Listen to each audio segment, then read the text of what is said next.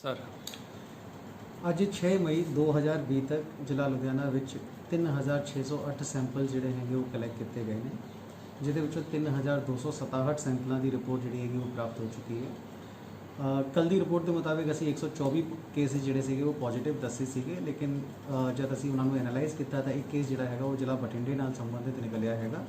ਤਾਂ ਸਾਡੇ ਜ਼ਿਲ੍ਹਾ ਲੁਧਿਆਣਾ ਦੇ ਜਿਹੜੇ ਸੈਂਪਲ ਹੈਗੇ ਉਹ ਹੁਣ 123 ਹੋ ਗਏ ਨੇ, ਔਰ ਅਬ ਬਾਹਰਲੇ ਡਿਸਟ੍ਰਿਕਾਂ ਦੇ ਜਿਹੜੇ ਸੈਂਪਲਸ ਹੋ ਗਏ ਨੇ ਉਹ 20 ਹੋ ਗਏ ਨੇ।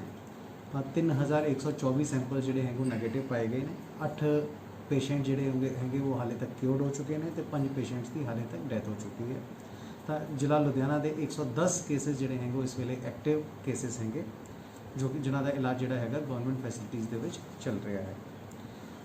ਮਾਈਗ੍ਰੈਂਟਸ ਲੇਬਰ ਦੀ ਹੁਣ ਤੱਕ 3 ਟ੍ਰੇਨਸ ਜਿਹੜੀਆਂ ਹੈਗੀਆਂ ਉਹ ਜ਼ਿਲ੍ਹਾ ਲੁਧਿਆਣਾ ਤੋਂ ਅਸੀਂ ਵੱਖ-ਵੱਖ ਸਟੇਟਾਂ ਦੇ ਵਾਸਤੇ ਭੇਜ ਚੁੱਕੇ ਹਾਂ, ਜਿਨ੍ਹਾਂ ਵਿੱਚੋਂ 2 ਟ੍ਰੇਨਸ ਜਿਹੜੀਆਂ ਹੈਗੀਆਂ ਉਹ ਯੂਪੀ ਦੇ ਵਾਸਤੇ ਤੇ ਇੱਕ ਟ੍ਰੇਨ ਜਿਹੜੀ ਹੈਗੀ ਉਹ ਝਾਰਖੰਡ ਦੇ ਵਾਸਤੇ ਗਈ ਹੈਗੀ। ਅਸੀਂ ਜਿਹੜੇ ਵੀ ਪੈਸੇਂਜਰਸ ਹੈਗੇ ਜਿਨ੍ਹਾਂ ਨੂੰ ਇਹਨਾਂ ਟ੍ਰੇਨਾਂ ਦੇ ਰਾਹੀਂ ਭੇਜਣਾ ਹੁੰਦਾ ਹੈ, ਉਹਨਾਂ ਨੂੰ ਅਸੀਂ ਐਡਵਾਂਸ ਦੇ ਵਿੱਚ SMS ਜਿਹੜਾ ਹੈਗਾ ਉਹ ਭੇਜਦੇ ਨੇ। ਉਹਨਾਂ ਨੂੰ ਜਦ ਬੱਸਾਂ 'ਚ ਬਿਠਾਇਆ ਜਾਂਦਾ ਹੈ ਤਾਂ ਉਦੋਂ ਉਹਨਾਂ ਦੇ SMS ਜਿਹੜੇ ਹੈਗੇ ਉਹ ਚੈੱਕ ਕੀਤੇ ਜਾਂਦੇ ਨੇ।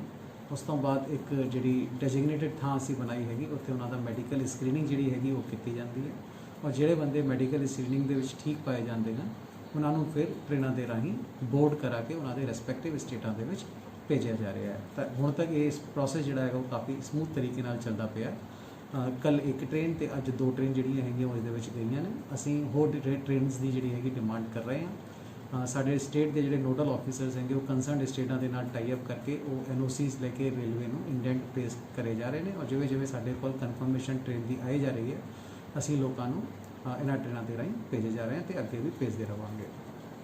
ਇਸ ਤੋਂ ਇਲਾਵਾ ਇਹ ਵੀ ਗੱਲ ਸ਼ੇਅਰ ਕਰਨ ਦੇ ਵਿੱਚ ਮੈਨੂੰ ਖੁਸ਼ੀ ਹੋ ਰਹੀ ਹੈ ਕਿ ਪਿਛਲੇ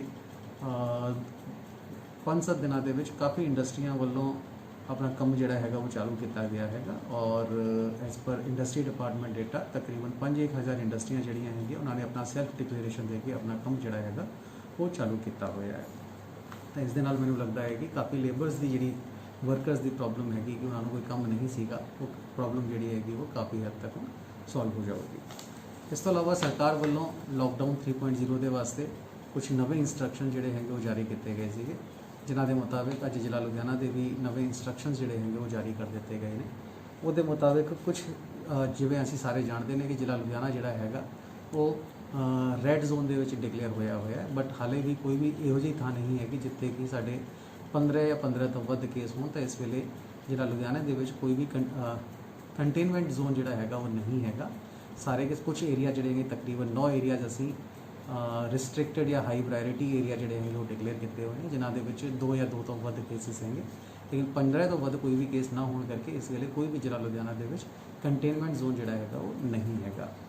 ਤਾਂ ਇਹਦੇ ਵਾਸਤੇ ਅਸੀਂ ਕਾਫੀ ਐਕਟੀਵਿਟੀਆਂ ਜਿਹੜੀਆਂ ਹੈਗੀਆਂ ਉਹ ਕਲੀਅਰ ਕੀਤੀਆਂ ਹੈਗੀਆਂ ਕਿ ਜਿਵੇਂ ਟਰੈਵਲ ਜਿਹੜਾ ਹੈਗਾ ਏਅਰ ਰੇਲਵੇ ਦਾ ਉਹ ਜਨਰਲ ਤੌਰ 'ਤੇ ਪਰਮਿਟਡ ਨਹੀਂ ਹੋਊਗਾ, ਕੇਵਲ ਸਟੇਟ ਵੱਲੋਂ ਜਿਹੜੀ ਟ੍ਰੇਨਸ ਮੰਗੀਆਂ ਜਾ ਰਹੀਆਂ ਹਨ ਉਹੀ ਟ੍ਰੇਨ ਜਿਹੜੀਆਂ ਹੈਗੀਆਂ ਉਹ ਚੱਲਣਗੀਆਂ। ਇੰਟਰ ਸਟੇਟ ਬੱਸਾਂ ਦੀ ਜਿਹੜੀ ਮੂਵਮੈਂਟ ਹੈਗੀ ਉਹ ਵੀ ਮਨਾ ਹੈਗੀ।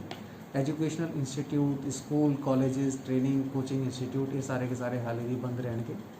Hospitality services, cinema halls, mall, gymnasium, sports complex ਇਹ ਸਾਰੇ ਬੰਦ ਰਹਿਣਗੇ। ਔਰ ਇਸ ਤਰੀਕੇ ਨਾਲ ਹੋਰ ਵੀ ਬਹੁਤ ਸਾਰੀ ਚੀਜ਼ਾਂ ਹੈਗੀਆਂ ਜਿਨ੍ਹਾਂ ਨੂੰ ਅਸੀਂ ਹਾਲੇ ਪਰਮਿਸ਼ਨ ਨਹੀਂ ਦਿੱਤੀ ਹੈਗੀ। ਜਿਹੜੀ ਪਰਮਿਸ਼ਨਾਂ ਅਸੀਂ ਦਿੱਤੀਆਂ ਹੋਈਆਂ ਨੇ ਉਹ ਇਸ ਤਰੀਕੇ ਨਾਲ ਹੈਗੀਆਂ ਕਿ ਮੂਵਮੈਂਟ ਜਿਹੜਾ ਹੈਗਾ ਇੰਡੀਵਿਜੂਅਲਸ ਦਾ ਉਹ ਸਵੇਰੇ 7 ਵਜੇ ਤੋਂ 11 ਵਜੇ ਤੱਕ ਜਿਹੜਾ ਹੈਗਾ ਉਹ ਆਦਮੀ ਜਿਹੜਾ ਹੈਗਾ ਉਹ ਕਰ ਸਕਦਾ ਹੈ। ਆਪਣੇ ਇੱਕ ਪਰਿਵਾਰ ਚੋਂ ਇੱਕ ਬੰਦਾ ਜਿਹੜਾ ਹੈਗਾ ਉਹ ਬਾਹਰ ਨਿਕਲ ਸਕਦਾ ਹੈ ਆਪਣੇ ਕਿਸੇ ਵੀ ਅਸੈਂਸ਼ੀਅਲ ਸਾਮਾਨ ਦੀ ਸਪਲਾਈ ਦੇ ਵਾਸਤੇ, ਡਿਮਾਂਡ ਦੇ ਵਾਸਤੇ ਜਾਂ ਕਾਊਂਟਰ ਪਰਚੇਜ਼ ਦੇ ਵਾਸਤੇ ਉਹ ਜਾ ਸਕਦਾ ਹੈ। ਸਵੇਰੇ 11 ਵਜੇ ਤੋਂ 7 ਵਜੇ ਤੱਕ ਚੇਂਜ ਕਰਨਾ ਪੜੇਗਾ। ਵੱਖ-ਵੱਖ ਪਰਮਿਸ਼ਨਾਂ ਦਾ ਸਵਾਲ ਹੈਗਾ। ਹੁਣ ਨਵੀਂ ਹਿਦਾਇਤਾਂ ਜਿਹੜੀਆਂ ਹੈਗੀਆਂ ਇਸ ਬਾਬਤ ਜਾਰੀ ਕੀਤੀਆਂ ਜਾ ਰਹੀਆਂ ਹਨ।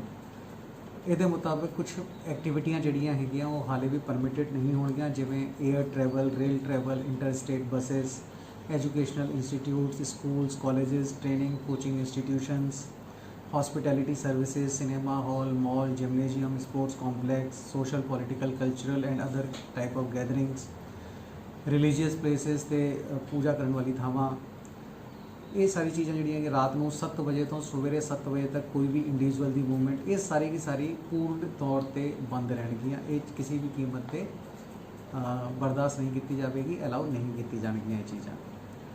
ਔਰ ਜਿਹੜੇ ਬਜ਼ੁਰਗ 65 ਸਾਲ ਤੋਂ ਵੱਧ ਹੈਗੇ, ਪ੍ਰੈਗਨੈਂਟ ਲੇਡੀਜ਼ ਹੈਗੀਆਂ, ਚਿਲਡਰਨ 10 ਸਾਲ ਤੋਂ ਘੱਟ ਹੈਗੇ, ਉਹਨਾਂ ਦੀ ਮੂਵਮੈਂਟ ਵੀ ਜਿਹੜੀ ਹੈਗੀ ਇਸ ਦੇ ਵਿੱਚ ਪਰਮਿਟ ਨਹੀਂ ਹੋਵੇਗੀ। ਜਿਹੜੇ ਸਵੇਰੇ 7 ਵਜੇ ਤੋਂ ਸ਼ਾਮੀ 7 ਵਜੇ ਤੱਕ ਦੀ ਇੰਡੀਵਿਜੂਅਲਸ ਦੀ ਮੂਵਮੈਂਟ ਹੈਗੀ, ਉਹ ਕੁਝ ਕੰਡੀਸ਼ਨਾਂ ਦੇ ਨਾਲ ਅਲਾਉ ਕੀਤੀ ਗਈ ਹੈਗੀ, ਜਿਹੜੀ ਮੈਂ ਬਾਅਦ ਦੇ ਵਿੱਚ ਹੋਰ ਡਿਟੇਲ 'ਚ ਦੱਸਾਂਗਾ। ਇਸ ਤੋਂ ਇਲਾਵਾ OPD ਜਿਹੜੀ ਹੈਗੀ ਉਹ ਅਲਾਉਡ ਹੈਗੀ government as well as private ਹਸਪੀਟਲਾਂ ਦੀ। Intra district and inter district bus ਜਿਹੜੀਆਂ ਹੈਗੀਆਂ ਉਹ ਪਰਮਿਟਡ ਹਾਲੇ ਨਹੀਂ ਹੋਣਗੀਆਂ। Taxis, cabs, rickshaw, auto rickshaw, ਇਹ ਚੀਜ਼ਾਂ ਜਿਹੜੀਆਂ ਹੈਗੀਆਂ ਹਾਲੇ ਵੀ ਚਾਲੂ ਨਹੀਂ ਰਹਿਣਗੀਆਂ।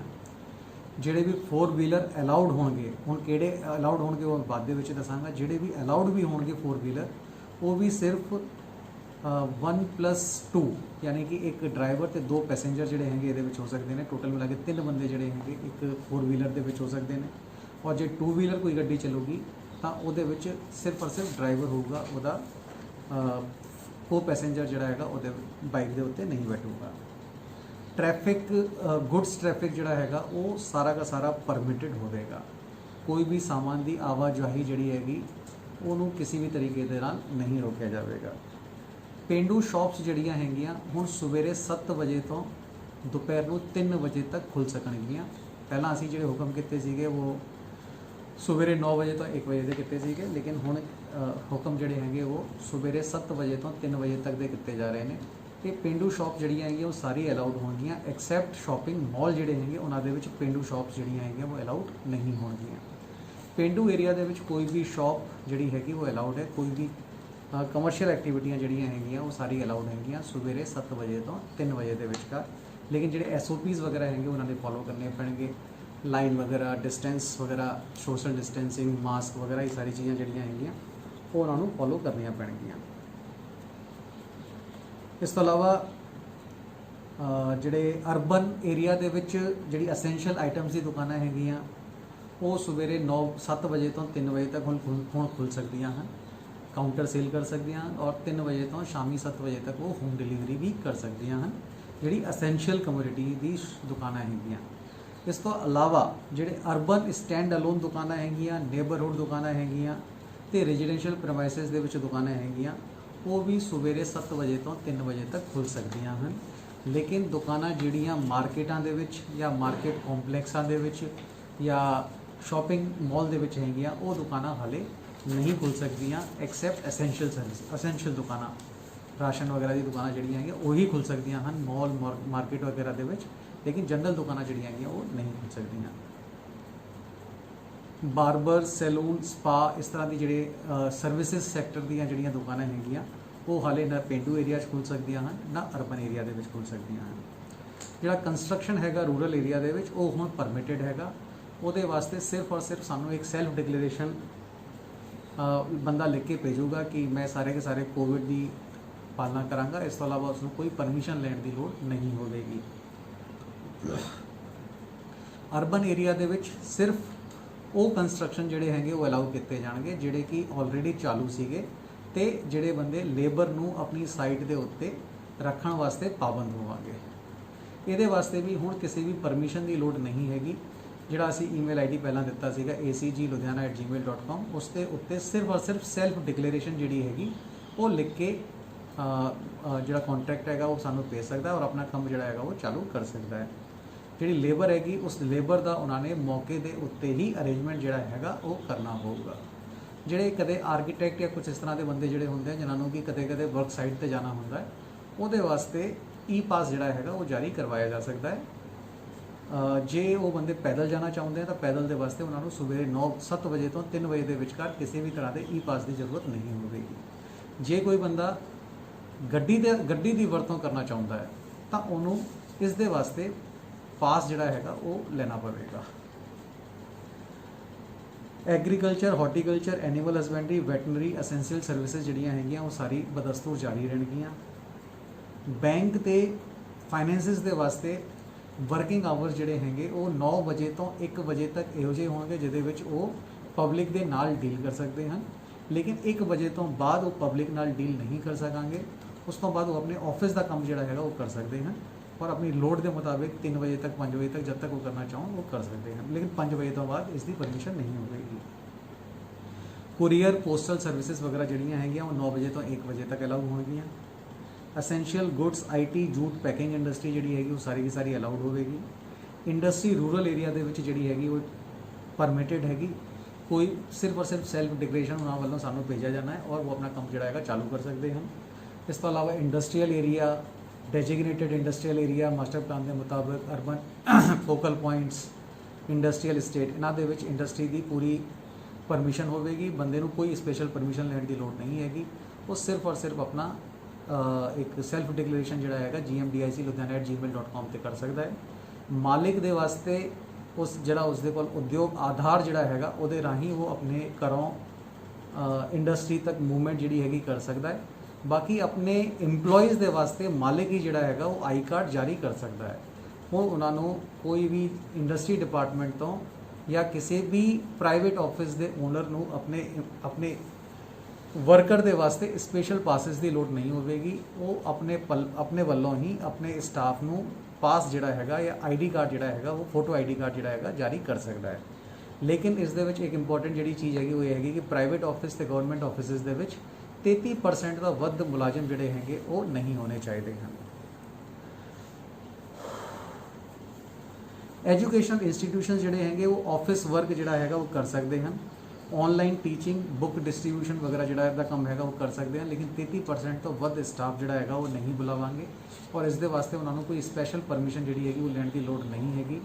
ਸਕੂਲ ਦੇ ਆਈ ਕਾਰਡ ਜਿਹੜੇ ਬਣੇ ਹੋਣਗੇ ਉਹੀ ਸਟਾਫ ਦੇ ਵਾਸਤੇ ਉਹਨਾਂ ਨੂੰ ਮਾਨਯ ਕੀਤਾ ਜਾਵੇਗਾ।